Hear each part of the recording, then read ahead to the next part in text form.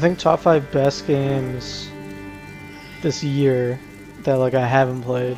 I think it's Black Myth Wukong at the 1, and then Elden Ring DLC at the 2. Obviously those are two really good Souls-like games. Elden Ring, obviously, no explanation, and then Black Myth as well is really good, solid. It's definitely easier of a Souls-like, but I think it's still really good. And I know like the bosses are really good, but I even feel like outside of bosses it's really good as well. But I feel like with those two you can interchange them between the 1 and the 2 spot. 3, what would I put? Metaphor ReFantazio?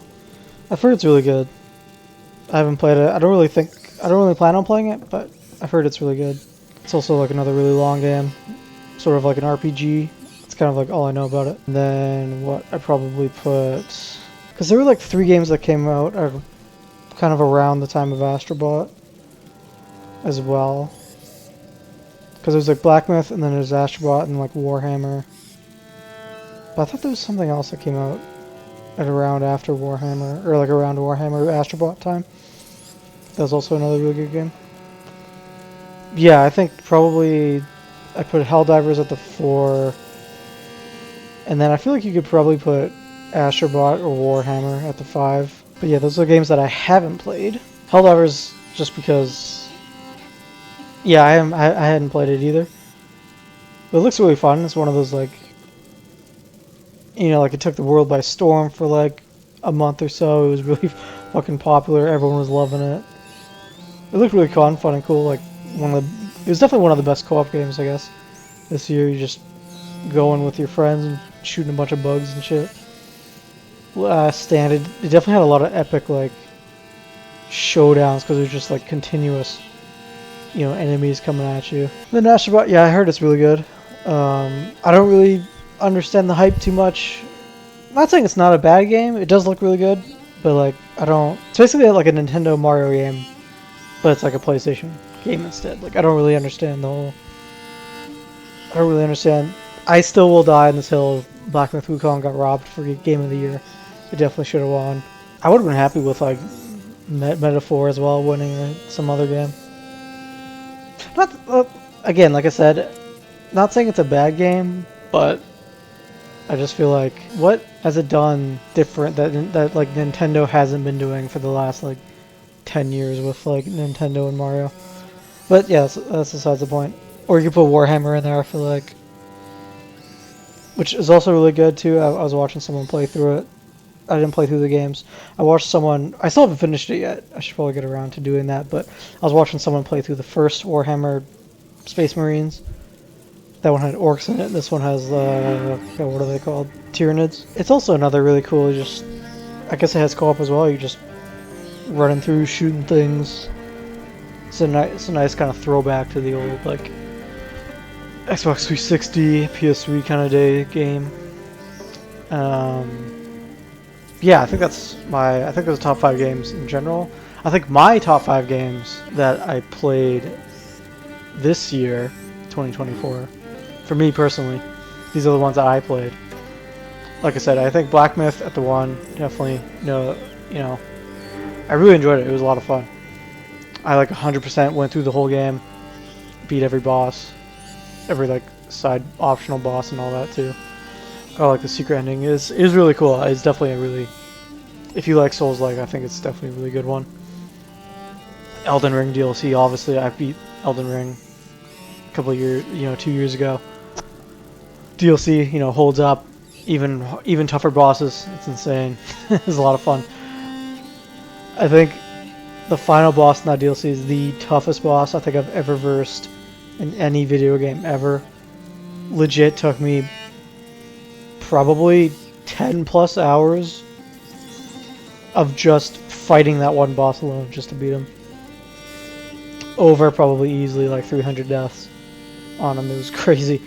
I think the third game is probably Marvel Rivals. That's a really fun game. I mean, I love Overwatch too. And Marvel Rivals is just another hero shooter, which is pretty solid.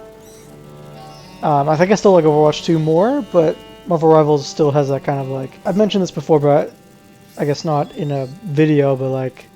I feel like I feel like competition is good. You know, like for before this, it was basically just Overwatch dominating the scene, and I think it's good for another competitor to come in because now both games will be trying to keep players. We'll try to retain them year after year, and so they'll have to be directly competing against each other, and that's just a good thing for us, the consumers, because now instead of being like, I freaking hate the whole like, well, you're only Overwatch camper, you're only Marvel Rivals camp. It's like, why are we looking at it like that when we can look at it like, hey, we got 2 games now that are hero shooters that we love, people love. Now I have 2 cakes, and I'm eating them, and I love it. I can play both of the games, and they both provide, unique, slightly different stuff. 4, I think, is Stellar Blade. I think it's a really solid game. I haven't actually played the full game, but I played the demo when it came out, and then I watched someone play through it. I think that is definitely a really good game. And I kind of count that as playing it. I feel like I didn't really play too many like games that came out in 2024. Like I definitely didn't even play like 10 games that came out, I think, this year. And then at the 5, I think it's A Quiet Place. I really enjoyed the game. Alien Isolation is a good game. This one is sort of, it's not as good as Alien Isolation, but it's still, I thought it was really fun to play through. I enjoyed it. Yeah, it's not perfect. It's not great. It could have been better. But like, I thought it was really cool with some of the mechanics and stuff that they had in the game. So yeah, so that's my list. Those are the top 5 games that I have played this year personally.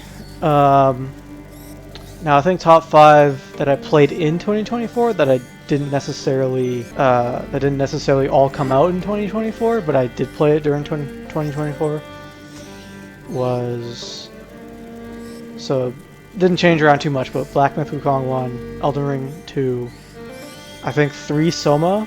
I played through that recently. It came out, I think, around 2015, but I played it through, not again, but like I stopped playing. I played like the first level way back when, and then I never finished the game, but I finally came back, played through the whole game, finished it. I think it's a really solid game. It's really cool if you have not played that before. I don't want to like spoil anything, but like it's so good. Like the combat is not great, and like everything else is not really, like, it's not a perfect game. The combat and like the monsters aren't really like fun, I'd say, but the atmosphere and like the story I thought was really well done. And then I probably still have 4 Marvel Rivals at the 4, I think, and then I'd have, what did I say? And then Stellar Blade, I guess. I forgot which one was my 5th. So games that I had played, my best games in 2024 that I played in 2024 but didn't necessarily come out was Elden Ring, or Black Myth Wukong, Elden Ring, Soma, Marvel Rivals, and then Stellar Blade. And then the top 5 worst games, I think, just in general, because I think this is more of a fun one, is, oh my god, there's so many bad games. It's hard to put them all into like a thing, but I think the worst ones for sure. I think Skull and Bones is at the 1. I think 2 probably Suicide Squad. Oh no, 2 I think Dustborn. I think that's probably worse. I mean, Skull and Bones, it doesn't really need further explanation. I feel like it's a Ubisoft game. Ubisoft is going to make quite a lot of lists this year, I feel like, or for 2024. People were expecting like Black Flag levels, like, I mean, Assassin's Creed Black Flag. They made the game as well. Ubisoft it came out like years ago, and it's like worse than that game, which came out like a year's fucking ago. I think Suicide Squad 3, I think, which that also needs no explanation as well. I remember people were so hyped about it. I was too. I was like, oh my god. I was like, holy shit, a Suicide Squad game that they're gonna come out with? Oh my gosh. And then the more we found out about it, it was just like, oh shit, it's live service. It's not a single player game. Oh god, this is gonna be bad. And it just was.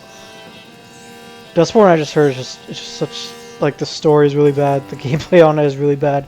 I've heard just nothing but bad things about it. Star Wars Outlaws, probably, at the 4. And then I feel like Concord at the 5. I feel weird about putting Concord. Like, I know it like broke records of like being one of the worst selling games of all time. There was less than 1,000 people that played it on like the day it came out.